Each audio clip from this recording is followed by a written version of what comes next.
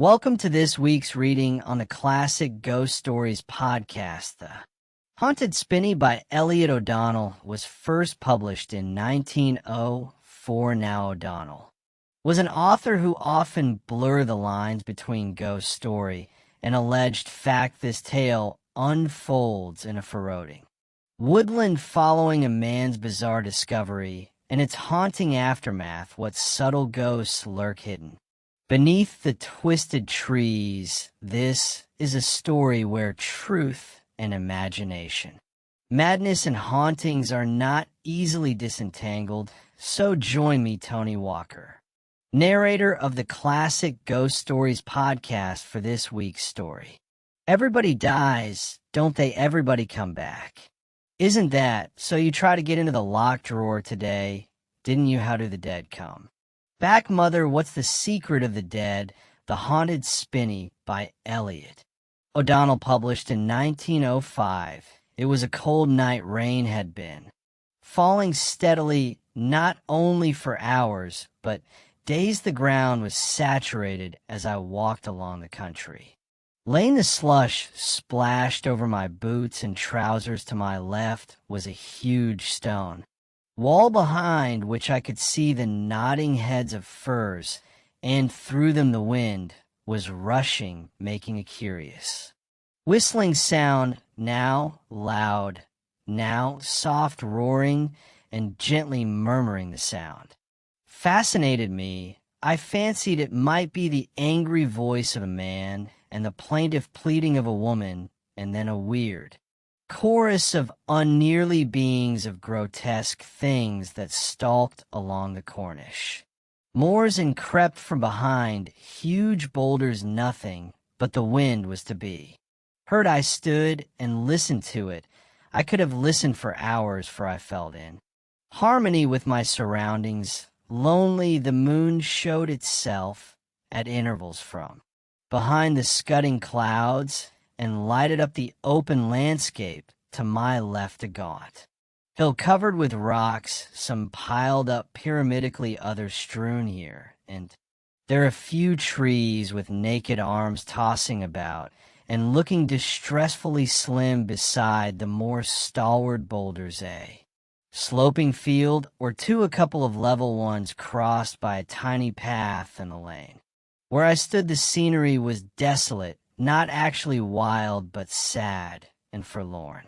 And the spinney by my side lent an additional weird aspect to the place, which was pleasing to me. Suddenly I heard a sound, a familiar sound enough at other times, but at this hour and in this place everything seemed different. A woman was coming along.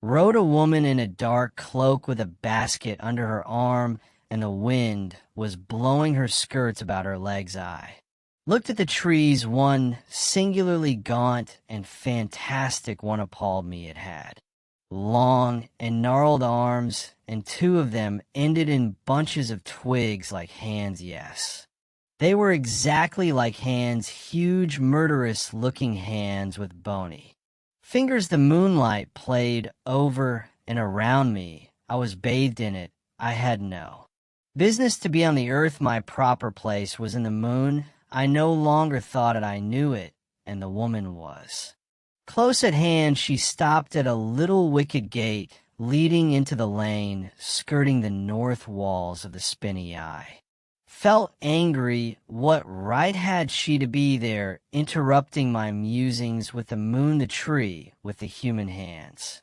appeared to agree with it.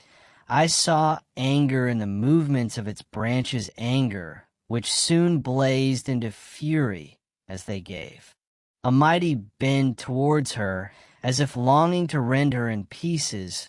I followed the woman, and the wind howled louder and louder through those rustling leaves. How long I scrambled on, I do not know. As soon as the moonlight left me, I fell into a kind of slumber, a delicious trance, broken by nothing save the murmurings of the wind and the sighing and groaning of the winds. Sweeter music I never heard than it came. A terrible change the charm of my thoughts. was broken, I awoke from my reverie. A terrific roar broke on my ears, and a perfect hurricane of rain swept through the woods. I crept cold and shivering beneath the shelter of the trees. To my surprise, a hand fell on my shoulder. It was a man, and like myself, he shivered.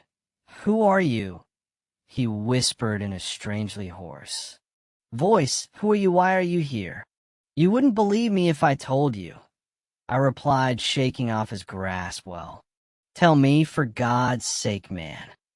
He was frightened, trembling with fright. Could it be the storm, or was it those trees? I told him then and there why I had trespassed. I was fascinated the wind, and the trees had led me thither, so am I.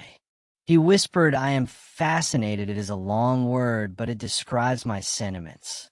What did the wind sound like? I told him. He was a poor common man and had no poetical ideas. To the wildly romantic had never interested him. He was but an ignorant laboring man, sounded like sighing, groaning, and so on. He asked, shifting uneasily from one foot to another. He was cold, horribly cold. Was that all? Yes, of course. Why ask? I replied. Then I laughed. This stupid, sturdy son of toil had been scared. To him the sounds had been those of his Cornish bogies, things he had dreaded in his infancy. I told him so. He didn't like to hear me make fun of him. He didn't like my laugh, and he persisted. "Was that all you heard?" Then I grew impatient and asked him to explain what he meant. Well, he said, "I thought I heard a scream, a cry, just as if someone had jumped out on someone else and taken them unawares. Maybe it was the wind, only the wind, but it had an eerie sound. The man was nervous. The storm had frightened away whatever wits he may have possessed. Come, let's be going," I said, moving away in the direction of the wall. I wanted to find a new exit. I was tired of paths. The man kept close to me. I could hear his teeth chatter. Accidentally, I felt his hand brush against mine. His flesh was icy cold. He gave a cry as if a snake had bitten him. Then the truth flashed through me. The man was mad. His terror, his strange manner of showing it, and now this sudden shrinking from me revealed it all. He was mad. The moon and the trees had done their work. "I'm not going that way," he said. "Come along with me. I want to see which of the trees it was that cried." His voice was changed. He seemed suddenly to have grown stranger. There was no insanity in his tone now, but I knew the cunning of the insane, and I feared to anger him, so I acquiesced. What an idea! One of the trees had cried. Did he mean the wind? He grew sullen when I jeered at him. He led me to a little hollow in the ground, and I noticed the prints of several feet in the wet mud. Then I saw something which sent the cold blood to my heart. A woman, bathed in blood, lay before me. Somehow she was familiar to me. I looked again. Then again. Yes, there was the dark shawl of the basket broken. It was true, with the contents scattered, but it was the same basket. It was the woman I'd seen coming down the road. My God, whatever is this? The man by my side spoke. He swayed backwards and forwards on his feet, his face white and awful in the moonlight. He was sick with terror. "Oh God, it's horrible, horrible." Then with a sudden earnestness and a crafty look in his eyes, he bent over her. "Who is it?" he cried. "Who is the poor wretch?" I saw him peer in her face, but he didn't touch her. He dreaded the blood. Then he started back, his eyes filled with such savageness as I had never seen in any man's before. He looked a devil. He was a devil. "It's my wife," he shrieked. "My wife." His voice fell and turned into what sounded like a sob. "It's Mary. She was coming back to St. Ives." It was her cry. "There, see it, confound you. You have it on your arm, your coat. It's all over you." He raised his hand to strike me. The moonlight fell on it, a great coarse hand. And I noticed with a thrill of horror a red splash on it. It was blood. The man was a murderer. He'd killed her, and with all the cunning of the madman, was trying to throw the guilt on me. I sprang at him. With a cry of despair, he kicked it and tried to tear my arms from his neck, but somehow I seemed to have 10 times my usual strength, and all the while we struggled, a sea of faces waved to and fro, peering down at us from the gaunt trees above. He gave in at length, and I held him no longer with the iron grip, and help came in the shape of a policeman. The man seemed to grasp the situation easily. There had been a murder. The man whom I had secured was known to him. It was a laboring man of unsteady habits. He had been drinking, had met and quarreled with his wife. The rest was to be seen in the ghastly heat before us. The wretch had no defense. He seemed dazed, and I had the bloodstains on his face and clothes. In a kind of stupid way, I slipped 5 shillings into the policeman's hand. When we parted, he thanked me and pocketed the money. He knew his position, and mine too. I was a gentleman, and a very plucky one at that. So I thought as I walked back to my rooms, yet I lay awake and shuddered as visions of the nodding heads of trees rose before me, and from without across the silent rows of houses, lanes, and fields there rose and fell again the wailing of a woman in distress. To the murder in the Spinney was an event in St. Ives. The people were Eunice to such tragedies, and it afforded them conversation for many weeks. The evidence against the husband was conclusive. He'd been caught red-handed. He was a habitual drunkard, and he paid the penalty for his crime in the usual manner. I left St. Ives. I had seen enough of Cornwall, and thirsted for life in London once more. Yet often that night the sighing of the wind in the trees sounded in my ears, and bid me visit them once more. One day, as I was sitting by my fire with a pile of magazines by my side, taking life easily, for I had nothing to do but kill time, my old friend Wedmore looked me up. We'd been at Clifton together in the far-off '80s, and he was the only friend of the old set of whom I'd lost sight. He'd not altered so much in spite of a mustache and a fair sprinkling of white hairs. I should have known him had I met him anywhere. He was wearing a Chesterfield coat, very spruce and smart, and his face was red with healthy exercise. "How are you, old chap?" he exclaimed, shaking hands in the hearty fashion of true friendship I win, for he had strong hands. "Oh, fit enough," I said, "but a bit bored. But you, what you look, just the same and fresh as a daisy." I gave him an easy chair. "Oh, I'm first rate, plenty of work. I'm a journalist, Joe, plenty of grind, but I'm taking a bit of a holiday. You look pale, your eyes are bad." I told him they got strained. "If I read much, I dare say you'll think me mad."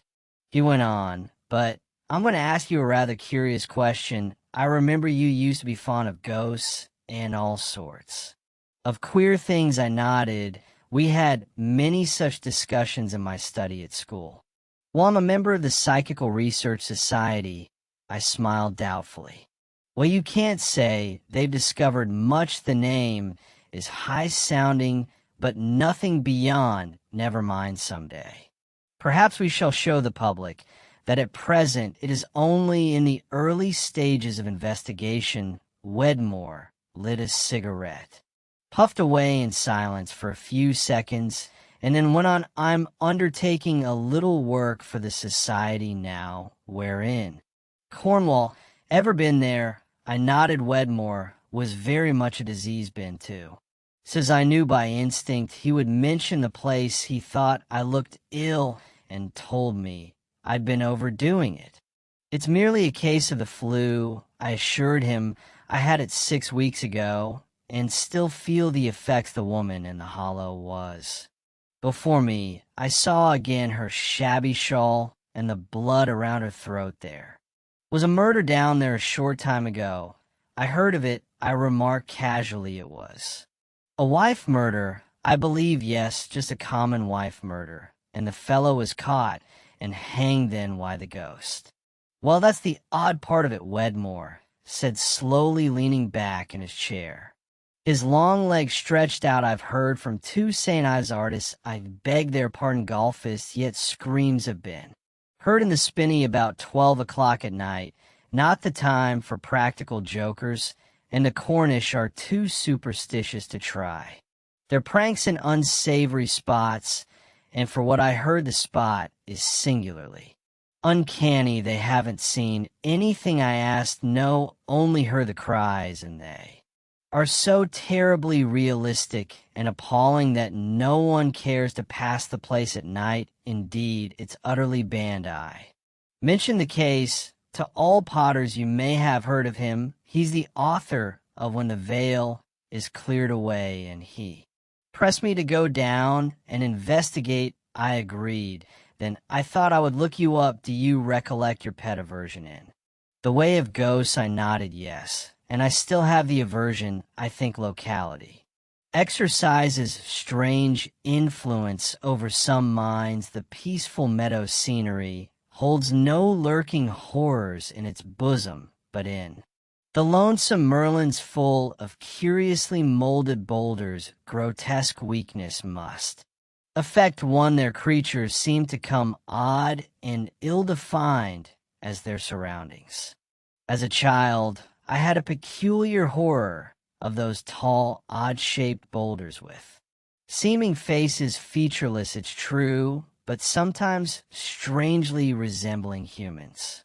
And animals, I believe the Spinney may be haunted by something of this nature, terrible as the trees. You know the Spinney, I do, and I know the trees again. In my ears the wind rushed as it had on the night in question. Will you come with me, Wed, or I'd meet eagerly the same old affection he had once entertained for me was ripening in his eyes. Indeed, it had always remained there. Should I go, an irresistible impulse seized me, a morbid craving to look once more at the blood-stained hollow, to hear again the wind. I looked out of the window. The sky was cold and gray. There were rows and rows of chimneys everywhere, a sea of chimneys, an ocean of dull, uninviting smoke. I began to hate London and to long for the countless miles of blue sea and the fresh air of the woods. I assented when better judgment would have led me to refuse. Yes, I will go. As for the ghost, it may be there, but it's not as you think. It's not the apparition of a man. It may be in part like a man, but it is one of those cursed nightmares I've always had. I shall see it, hear it shriek, and if I drop dead from fright, you old man will be to blame. Wed was an enthusiast. Psychical adventure always allured him, and he would run the risk of my weak heart and have me with him 1,000 times. I prepared to go back on my word. 1,000 tumultuous emotions of some impending disaster rushed through me. I felt on the border of an abyss, dark and hopeless. I was pushed on by invisible and unfriendly hands. I knew I must fall, knew that the black depths in front would engulf me eternally. I took the plunge. We talked over Clifton days and arranged our train to the west. Wed looked very boyish, I thought, as he rose to go, and stood smiling his goodbye in the doorway. He was all kindness. I liked him more than ever. I felt my heart go out to him, and yet somehow as we stood looking at one another, a gray shadow swept around him, and an icy pang shot through my heart. 3. It was night once more, and the moonlight poured in floods from over the summit of the knoll, where the uncanny boulders lay every obstacle. Stood silhouetted against the dark background, a house with its white walls stood grim and silent, the paths running. In various directions, up and alongside the hill, were made doubly clear in the whiteness of the beams that fell on them. There were no swift clouds, nothing to hide the brilliance of the stars, and it was nearly midnight. The air was cold. Colder than is usual, and said the lights of many boats twinkled on the bay, and Godey stood out boldly away to the right, looking not more than a mile or so away. There were no lights to be seen in St. Ives itself. The town was absolutely still and dark, not a voice, not a sound. Not even the baying of a dog. It was very ghostly, and I shivered. Wed stood by my side. I glanced apprehensively at him. Why did he stand in the moonlight? What business had he there? I laughed, but I fear there was but little mirth in the sound. I wish you would stop that infernal noise, he said. I'm pretty nervous. As it is all right, I whispered. I won't do it again. But I did, and he edged sharply away from me. I looked over his head. There was the gaunt tree with the great hands. I fancied the branches were once again fingers. I told him so. For God's sake, man, keep quiet, he replied. You're enough to upset anyone's nerves. He pulled out his watch for the 100th time. It's close on the hour. I again looked at the trees and listened suddenly, although there had been absolute silence before. I heard a faint breathing sound, a very gentle murmur. It came from over the distant knoll, very soft and low, but gradually louder and louder, and then, as it rushed past us into the spinney beyond, I saw once more the great trees rock beneath it, and again came those voices, those of the woman and the man who had looked ill, very ill. I thought I touched him on the arm. You're frightened, I said. You a member of the Research Society? You afraid something's going to happen? He gasped. I felt that I know. We shall see the murder. We shall know the secret of death. What's that away in the distance? The tapping of shoes came through the still night air. Tap, tap, tap, down the path from the knoll. I clutched Wedmore by the arm. You think you'll see the murder, do you? And the murderer, Wed, didn't answer. His breath came in gasps. He looked about him like a man at bay. And the murderer, huh? It comes from their sea. It's looking at us from those trees. It's all arms and legs. It has no human face. It will drop to the earth. And then we shall see what happens. Tap, tap, tap. The steps grew louder. Nearer and nearer they came. The great shadows from the trees stole down one by one to meet them. I looked again at Wedmore. He was fearfully expectant. So was I. A woman came tripping along the path. I knew her. In an instant there was the shabby shawl, the basket on her arm. It was the same. She approached the wicket. I looked at Wedmore. He was spellbound with fear. I touched his arm. I dragged him with me. Come, I whispered. We shall see which of us is right. You think the ghostly murderer will resemble us, resemble men. It won't. Come. I drag him forward. Had it not been for me, he would have fled, but I was firm. We passed through the gate. We followed the figure as it silently glided on. We turned to the left. The place grew very dark as the trees met overhead. I heard the trickling of water and knew we were close to the ditch. I gazed intently at the trees when, with the horror drop from them, a sickly terror laid hold of me. I turned to fly. To my surprise, Wedmore stopped me. He was all excitement. Wait, he hissed. Wait. It's you who are afraid, Hawk. It's 12 o'clock. And as he spoke, the clock of the parish church slowly told midnight. Then the end. Came an awful scream, rang out, so piercing and so full of terror that I felt the blood in my heart stand still. but no figure dropped from the trees, not from the trees, but from behind the woman. The form darted forward and seized her.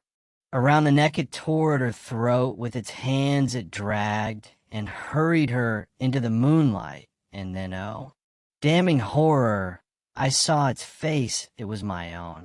The world in general laughed at the strange tale of Francis Wedmore the madman. He had led at midnight gibbering. Into St. Ives did not convince the skeptical readers of the London dailies with his corroboration, but the St. Ives people knew and understood it is on account of that the Spinney so soon lost its ghost, though the wind whistles as dismally. There is ever. Everybody dies, don't they? Everybody come back. Isn't that so? You try to get into the locked drawer today, didn't you? You tried. How do the dead come back, mother? What's the secret? Hello, you still awake? Well, this is the bit where I was going to tell you about the virtues and benefits of becoming a patron Patreon. So you get ad-free stories, you get access to, I think there's 400 stories now, including some novel-length ones, and I'll give you a link to the stories, and you can download them, listen to you completely. Ad-free, do what you want with them, playing backwards, whatever you want to do, and you can get all that from $5 a month now. That seems to be that, I mean, there's that many hours that you could probably listen to nothing else for 6 months. I haven't done the mathematics on that, but you get the idea. There's a lot of them. So, yeah, $5 a month ad-free stories, and you support me and allow me to keep on doing this. So, sound good, doesn't it? So that was The Haunted Spinney by Elliott O'Donnell. Now, I say in the introduction, it was published in 1904. And I believe that to be the case, but I got this copy, I got the story initially before I did my research. I'm in the British Library Tales of the Weird Book, Cornish Horrors Tales from Land's End, edited by Joan Pacey. Definitely worth buying that book if you like this kind of thing. But that says the story is from 1905. But when I did my research, it turns out that it was published in the November 1904 issue of the Idler, a British monthly magazine known for its humor and light-hearted essays. Now, I get the Idler all these years later. 101 years later, 121 years later, but so it's not a doesn't do. These kind of stories now, well, it might do, who knows, it doesn't. But it could do is what I'm saying. So yeah, so I know. Somebody, Gary, probably is going to say you mentioned, so that's the explanation for that now. You may say, why didn't I go back? Because, and the answer to that is I give out of charity, charitable heart, I want to actually say, well, they both might be right, might they? Well, they can't be both right. Can it have you not heard of Aristotle and the excluded Middle? I believe it was Aristotle. Anyway, Elliott O'Donnell. Oh yeah, I should say it's Easter Sunday. Now, what are you doing this on Easter Sunday? Tony, why aren't you spending your own time off contemplating all sorts of holy things? Well, I've been out with the dogs. It's a lovely day. It's warm. And I just had this urge on me to do this when things were quiet, because the scrap man is not scrapping today. However, I do have a neighbor 3 down. His hobby is drilling. So his hobby is drilling. Whenever he gets any free time, he drills. His house, I've never been inside. It must look like a Swiss cheese. It must be full of holes. You would have thought you'd get to the end of the places you can drill. But no, I think he's one of these guys. He's got one of those power tool hammer drills, and he's going to use it whether there's need for it or not anyway. So if you hear that's him, I can see on the waveform some drill marks, drill signs of drilling. Anyway, Elliott O'Donnell told you where he came from. 1904 now. Elliott O'Donnell was an interesting guy, really. He was born in 1872 and he died in 1965, so he's not been dead 70 years. So technically this story is probably still in copyright. I just realized that after I'd done it. I thought, well, it was written 121 years ago. Come on, it can't still be in copyright. Well, maybe it isn't, but maybe it is, but I think it's you're hamstrung if you can't, because then what? Do you just do kind of Mary Shelley's Frankenstein, which I have done, and a few Sherlock Holmes stories. Anyway, so I'm taking a risk, and I'm happy to take it down if somebody objects to me using it or even pay a reasonable fee for licensing. The story won't make a lot of money, but that isn't why I'm doing it, but I'm prepared to pay a license fee with that's reasonable as well anyway. So he wrote a lot of stories of so-called true ghost stories, and it says that his work is often regarded with a healthy dose of skepticism by serious researchers due to his flamboyant writing style and upon for dramatic, often unbelievable anecdotes. So, of course, with ghost hunting, you have the serious people, like the Society for Psychical Research and Oldham the University, and who's that guy Dean Radin. That's so. I read a book of his, and he's a psycho. He's an academic, but he's a researcher into parapsychology, come out as a believer in the statistically significant power of prayer and magic and things like this. But of course, if you're a scientist and you say things like that, your reputation disappears, but that doesn't mean you're not right. It just the things you're allowed to say, without being laughed at but that's how scientific revolutions changed think of old and all that kind. Anyway, let's get back to Elliott O'Donnell. He was born in Clifton near Bristol, to Reverend Henry O'Donnell and Elizabeth Harrison. His father was murdered in Abyssinia. Apparently, when he was quite small, Elliott O'Donnell claimed to descent from Irish Gaelic aristocracy, chieftains of clans and things, and so he had this idealized version of himself. Reminds me of old McGregor Mats, who was one of the chiefs of the Golden Dawn, who also I don't think he was Scottish, but invented this persona as a clan chieftain, so it wasn't uncommon for these flamboyant Victorians to cosplay, I suppose we call it now.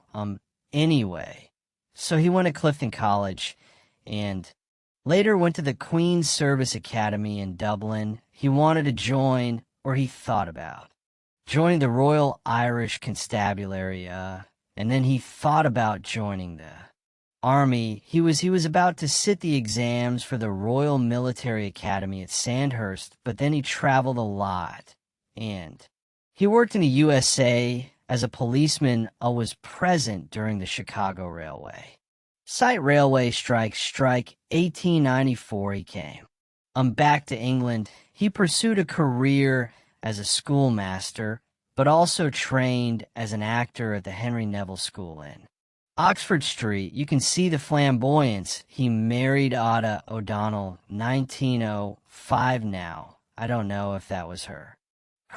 This Can Happen was her maiden name, or it was just a coincidence. He wrote his first psychic thriller apparently in 1904, so he was relatively older at that time. So let me do my maths, 28, 36, called for Satan's sake. He wanted to write novels, mostly occult fantasy, The Sorcery Club, 1912, and then he starts producing these allegedly true ghost stories, and he was really popular stories of haunted houses, spectral figures, and he talked about his own encounters with the supernatural.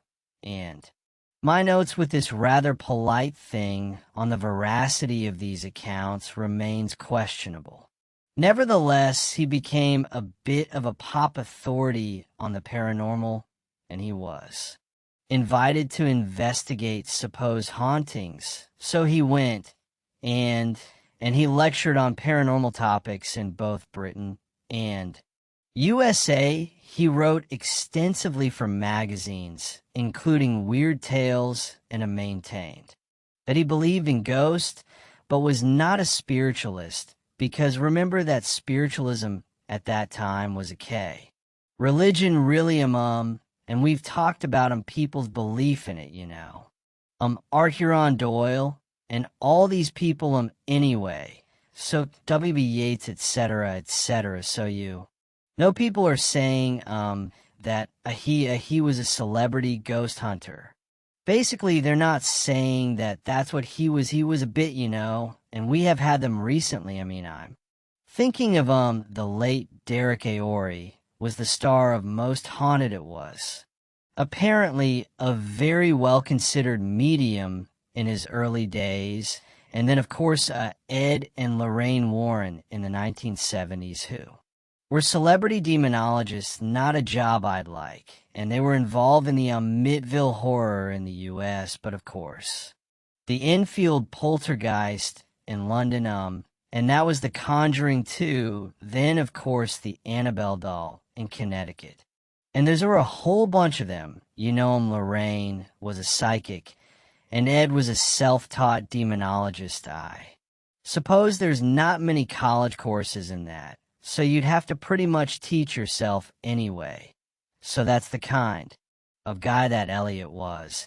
And he seems to me to be someone who had, who was aware of marketing. He knew how to mark. He was very poor when he was growing up, and he needed to be able to market himself. And he was a bit flamboyant, a bit theatrical, kind of reminding him of me. Really, but there we are. I don't dress up, and I don't claim actually I could. Claim that I'm descended. I'm some kind of clan leader and walk around in a tartan and speaking Gaelic and why.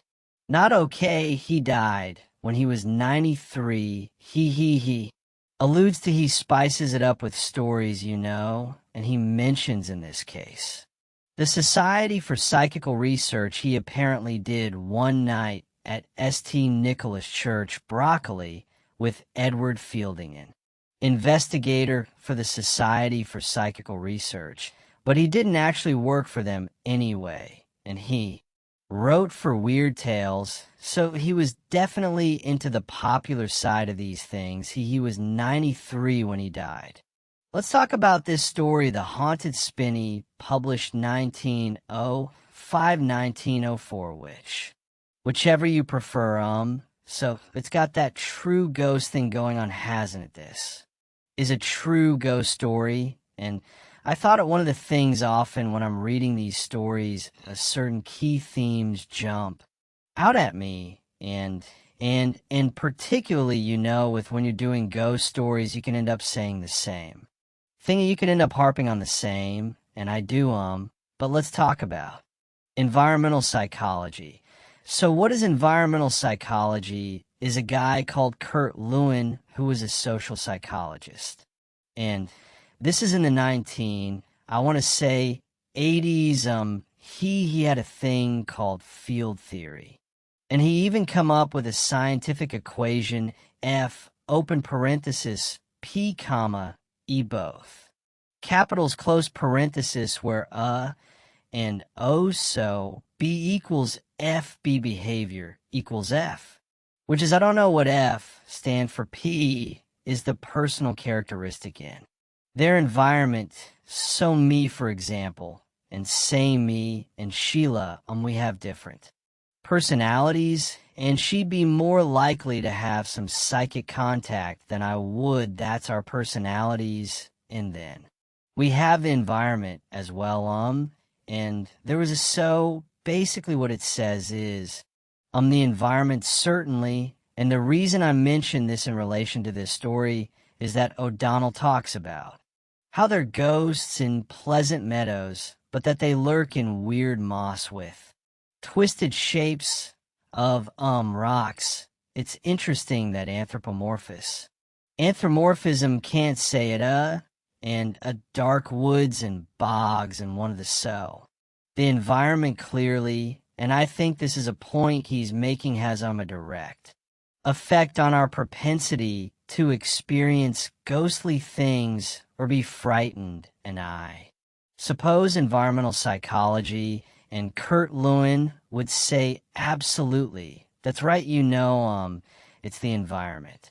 It's to do with the person. Obviously, some people are just not susceptible at all. They're not going to have any kind of experiences like that. But if you're a little bit that way, and they put you in an environment that has these characteristics. So what are these characteristics? Well, let's have a think about this. So pleasant murins, my. Mine jumps, but I recently read Adams Leslie's book Lost in the Garden. I've just finished, by the way, I'm a Mexican. Sylvia Moreno Garcia, I think, wrote Mexican Gothic. Just finished that too. Very different books. Anime's book set in this eternal summer. It isn't spooky, but whereas Sylvia Moreno Garcia's book is set in this house of Usher type place that's dark. It's got crypts. It's damp, So the reason I'm mentioning these is environment, because certain environments are more threatening. So that is environmental psychology. You may know of the field of evolutionary psychology. So EVOL. Evolutionary psychology explains current behaviors as being relics of our ancestral evolutionary past. So how am we, So one thing I've heard said is that men are more likely to be colorblind because it was the women who gathered the berries. Men are more likely to have spatial awareness because these are facts, more women, more men. Our colorblind men generally have better spatial awareness. There's nothing controversial in that. It's like saying men are stronger, just a biological factum, or, a psychological fact. In that case, I don't know if it's psychological or biological or both. So I'm not offending anybody by that. While somebody will be offended because, as was it Hitchens said, some people climb up tremendously tall ladders to peer through windows so that they can be offended by something. But, that is my intention. Well, point being, many of these explanations of environmental psychology are really persuasive and plausible, but I'm not sure that evolutionary psychology is what I mean. I'm not sure that evolutionary psychology is massively scientific. So what is science? I'm going to give you in 5 poorly constructed sentences rather than the textbook that is 4,000 pages long, which it deserves, but No, it's really about empirical observation, so making, advancing human knowledge through empirical observation measurement.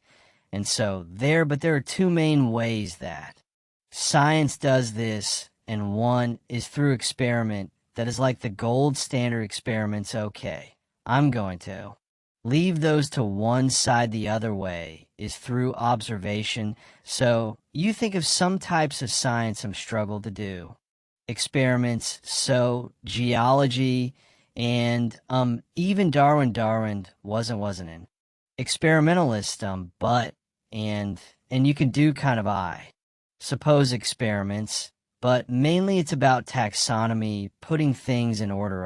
And so in evolutionary psychology, isn't that they're just so stories, Like the berries, well, it might be true, might not be true, might be true. How are you going to prove it? You can't, Just, I suppose they would say they just collect evidence. And when there's a lot of the empirical evidence that shows this, and this, maybe it becomes more persuasive, and that would link in with the natural history type of scientific method, which isn't the experimental method.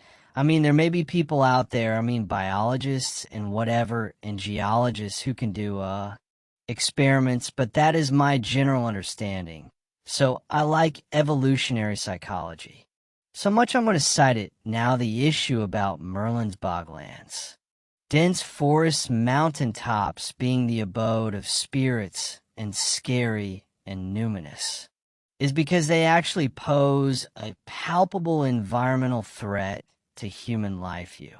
You can die in those places. That's why they're scarier. That's why we're more on edge, our anxiety's up, because they are more dangerous when we're walking down by a lovely spring brook in an inn. English woodland with the cherry blossom like I was this morning, it's not. Frightening, so we're not going to see any ghosts, so the ghosts are related to our heightened anxiety. So I think that's a point he was making. I think that's right.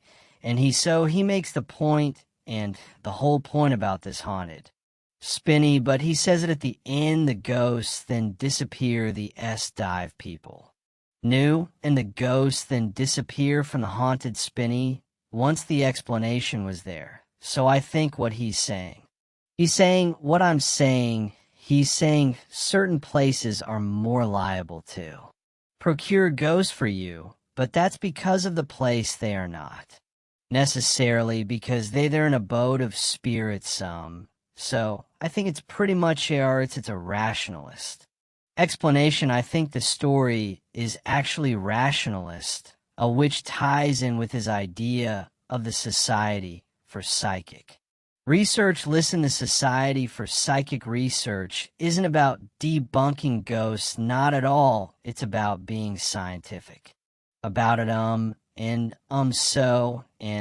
then of course that leads us to mention the stone tape theory. This is the stone tape theory, came out of but Charles Lethbridge in the 1960, and that says that certain places which have had emotional energy like a murder imprinted on them by whatever's happened in some sense the environment. The stones, this again is an attempt at a scientific theory of the stones of the trees or whatever are and then replay it. I don't think this is stone tape.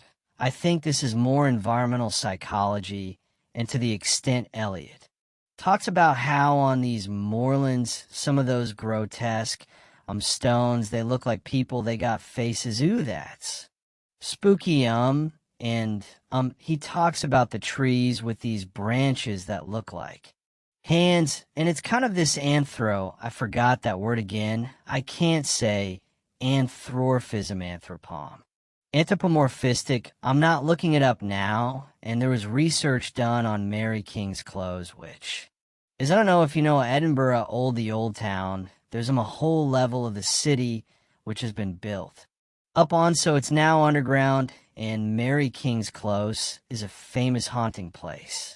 Of course, it's Greyfriars Kirkyard as well. If you go to Greyfriars Kirkyard, you're surrounded by tombs and all these grinning skulls and memento mori. So this is the point about the environmental effect. I should say, jumping to the one side, both my dad and my uncle who grew up on a house on the grass market, which they backed onto the kirkyard they talk about. Hauntings in the house, both them separately, different occasions, some years different, told me different stories about things that they'd experienced. So I'm not ruling out, but I'm just saying, as you can see, how Greyfriars Kirkyard and Mary King's Close. Now, the reason I mention Mary King's Close is there were experiments done on this environmental psychology. And it was found that, it had all the tick, tick, tick, tick that you're looking for, gloomy, dark, narrow, all these things which would have been environmental threats, which are environmental threats to people. They provoke just a tick up of your anxiety, and you're more on edge, and you're more likely to experience something. So I think Elon is a rationalist, despite his theatricality, so I think he's talking about environmental psychology a long time before the 1980s and Kurt Lewin. Now, so I wanted to say that about the story. The other thing I wanted to say about the story is looking at the craft. which is related to how the story plays out. So I think we need to talk about the unreliable narrator. So what we would say about the so just a quick run through the unreliable narrator, which is a literary device whereby the person who's telling you the story, in this case, are unnamed. Man, I don't think he's named, and we have a instinctive, or we've been set up to believe the narrator, the conventional always was the narrator will tell you the truth, so you can rely on the narrator, and if he says this, then that's the way it was. This isn't like that, because it turns out that we can't rely on the narrator. So it is an unreliable narrator, and it's a literary device, and of course very famously used by Agatha Christie in The Murder of Roger Ackroyd, 1926. The difference with that is, if you haven't read the book, this is going to be a spoiler, but I'm presuming, because it was written in 1926, and it's famous that you may well have or listen to my narration how I've just been closed down from doing Agatha Christie by copyright claims, but doesn't mean I don't love her work. And so the narrator is deliberately obfuscating, is deliberately misleading us in that case. Now, there are other examples where it's not so clear. So Rebecca Daphne Demery is Rebecca in 1938. We're not sure if we can rely on the unnamed second wife, because she's deliberately trying to mislead us, but because she's so emotionally off kilter because of it. So that's interesting, because it suggests that there are cases where the narrator is not reliable, not because they're deliberate malfeasance between, but because they're not able, they don't know, they're not straight in their head themselves. Okay, the other one, of course, is we have Always Lives in the Castle, Shirley Jackson's 1962, and there's a mental illness there isn't there, and then of course, very famously Chuck Palahniuk's Fight Club, when we get to Who You Know, and that is again probably mental illness, I think, as I recall the story, and that's so. So the story, if you remember the haunted Spinney, as we are presented, is our narrator is going for a walk on the Moans. The only thing that didn't fall true for me was the fact he's wrestling this bloke in a remote woodland in Cornwall, and there's police officer turns up to help him at the end. I'm like, really? And he gives him a bung. He gives a copper 5 shillings. Well, that's not right, is it? Anyway, does that kind of persuade the police officer? So basically, going back to the story, he's on this morning. He sees this woman. He decides to go for a walk in the woods. Why? Because he's haunted by the ghost, which is some foreshadowing, really to his mental state, I think. And also him seeing the twisted hands of the thing is a hint, is a foreshadowing by Elliott O'Donnell that this guy's not right in the head, or at least it's not too heavy, because if it was completely heavy-handed, or he's a schizophrenic, he's hallucinating everything, we go, oh, we can't trust this man. But he just gives us enough that when we look back at the end, we go, oh, that's what that was. He wasn't in a good mental state, So there's a bit of foreshadowing there, but not too heavy-handed. So I thought it was quite well done. That, in general terms, I thought his prose style was serviceable, but without being elegant. And I thought his psychological insights were, all right, but not particularly profound. So I'm not saying it's literature, but it was a fun story, and so it turns out that basically, as I reconstruct it, what was the guy do? The other man, the laboring guy doing there, oh, who knows, just a coincidence. And then it turns out he's murdered his wife, and he blames it on him, and then of course we get the class prejudice and stuff. He's an ignorant laboring man, and he likes. A drink, therefore, he must have done it, and he gets hanged out of sheer prejudice, because a gentleman who's giving 5 shillings to the copper couldn't possibly have done it. Oh, there's my chip hurting again, and so, and that's it really. So what we're saying is it's an unreliable narrator due to his mental state. It also, we need to say something about twist. Endings, though, we need to say about something about Cornwall as well, so. I've got a bit of a Cornish obsession at the moment. I don't know if you've picked that up. I don't know how long it'll last, but I just eat pasties all the time now, yeah, I haven't had a pasty for ages, really, but I'm doing Cornish, and then funny enough, I want to see Hawkman. The other night, this is weird, remember, I'm obsessed by Cornish. I'm learning Cornish, and I've seen Han many times, and I'm always strolling the support bands on, and they're singing, I'm sitting there. And I think they're singing in Cornish, and it gets to the end of the song, and the sing goes Maz, which is like, thank. You in Cornish, I'm like, how you know I'm obsessed by Han. I'm obsessed by Cornish, and how many I've never seen a band. I'm living this was in Newcastle upon Tyne. It's the furthest you can get from Cornwall, and still be in England. They're opposite ends of the country. So how come and I've seen Holland, I've never had a Cornish band on before. I've never seen anybody singing Cornish in real life in my life. So that was weird, and where was that? But getting back to Cornwall. So there's this otherness, which in Gothic fiction and Dracula. Famously Transylvania Lefenus, I forgot her name, Carmela Corinthia. These obscure East European places are used as the other.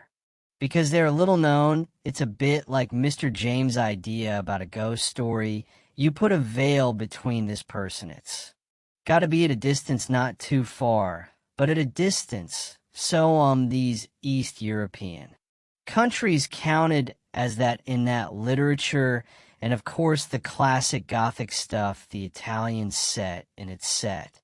And the continent of Europe very often comes home a little bit later on, so it's not true for every case, but Vath and stuff like that. But Cornwall served that purpose because it's a long way from London, and it had its language it had until the 18th century, early 19th century potentially.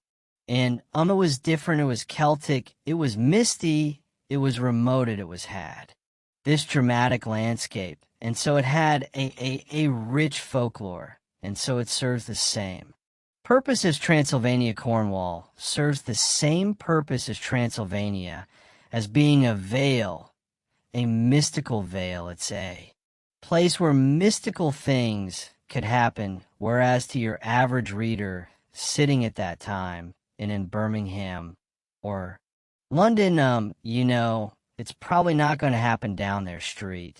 They use W.I. Mean the Darkest is Rising, a trilogy of the 70s Kids series used Wales and other parts of the country. So the Rim and my own Cumbria has been used a bit like that as well sometimes. So it's remote, Scottish Highlands, west of Ireland, all these places now, interestingly, I was talking about. Mexican Gothic Sylvia Moreno Garcia, and she uses England, the family in it are English, and I guess for if you're in Mexico, Mexico. City England probably feels as a whole quaint and odd and quirky, and got lots of ghosts and stone circles and haunted houses and folklore, and they've got lots of windy roads and weird people. So for the Mexicans, England serves a purpose of Transylvania, and I think that's probably for continental Europeans as well. England has that mysticalness. Look at Harry Potter and Tolkien and stuff like that. It's seen as a place where you can have hobbits and a magic, but for the English in this story, Cornwall serves that purpose. So that's what I want to Say about Cornwall I should, and I want to talk about twist endings, because there's a twist ending here, and I should have kind of linked that directly to the unreliable narrator and talked about the Cornish thing. Probably at the beginning, but so let's talk about twist endings. So, a twist. Ending is a narrative technique that is frowned on by serious authors, and literary authors think if you use twist. Ending's your common genre author, but the public love them, and so it's where. The story goes a certain way and turns at the end, as the ending says a twist ending, but and there are two sources of enjoyment for a reader. One is that pleasant twist at the end. Oh my goodness. I didn't see that coming, and for the clever reader who prides themselves on their cleverness, I saw that coming all along, and of course classically that they are used in detective fiction. But horror fiction and all the kind of genre fiction use them as well, but you need to foreshadow, and that's why I think he does that well with our man seeing shapes in the trees. And but you haven't got to lay, I was saying this before, you haven't got a hammer at home, or else you lose the twist. You can't make it obvious, but you need at the end, because if you get to the end and you reveal the twist, and there's no foreshadowing, the reader goes, well, that's a swizz. Because it becomes a deus ex machina, which is another literary thing, which you mustn't do you mustn't do it.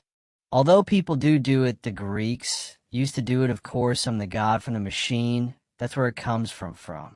Greek theater, the story would be like completely knotted, no solution, and a god appears, and there we are, sword it all out. That's a D6 machine. Listeners, readers don't like that. Modern ones don't. Greeks maybe did. So what kind of twist telter? Well, the unreliable narrator, which we've talked about. You think about Gone Girl, by Gillian Flynn, 2012. The diary entries mislead the reader. So the unreliable narrator can be a deliberate misleader, or can be misleading because of their mental state. And there are other, just running through the different kind of twister of 5, 6. So there's unreliable narrator, reversal of identity, and this is very common in Gothic fiction from the 1800s, 1700s, 1800s, whereby somebody who was supposed to be somebody turns out not to be them. So somebody who's living may be dead, somebody who's dead may be living, a hero, maybe a villain, a victim, maybe the perpetrator, and that's all achieved through misdirection. In this case, we have a perpetrator is probably our narrator. So the reversal of identity, in a sense, reversal of motive. I don't think we have that reversal of perception. The classic one is the Planet of the Apes, 1968, where everything's go along, and then we think we're on an alien planet, and then suddenly we see the Statue of Liberty, and oh my goodness, and then of course Lost as well was always doing things like that. Reversal of achievement, we haven't got that. Their great example of this is The Gift of the Magi. I've done in the Classic Stories podcast, and peripeta, a term from classical tragedy, referring to a reversal of fortune, must arise logically from preceding events, and is most powerful when it casts earlier actions in a new light. So that is also reversal of perception. Gamison's The Necklace, 1884, exemplifies this with the final revelation that reshapes the entire story. So what I would say is there's lots to be said about this story. As always, it is neatly done and is a twist ending story with an unreliable narrator and a reversal of motive with a what is a supernatural element. When they go back, they see the thing happening again. So that is the ghostly bit of it, I think, without that it wouldn't work, so it isn't necessarily supernatural story, but otherwise it's not a bad piece of work, as I say. He's right as prose is. Not fantastic, but it does the job I hope you like, that there's lots to say, always lots to say, and probably we could spend the whole day talking about these kind of stories, but we're not going to do that. Everybody dies, don't they? Everybody come back, don't they? Isn't that so? You tried to get into the lock drawn today, didn't you? How do the dead come back, mother?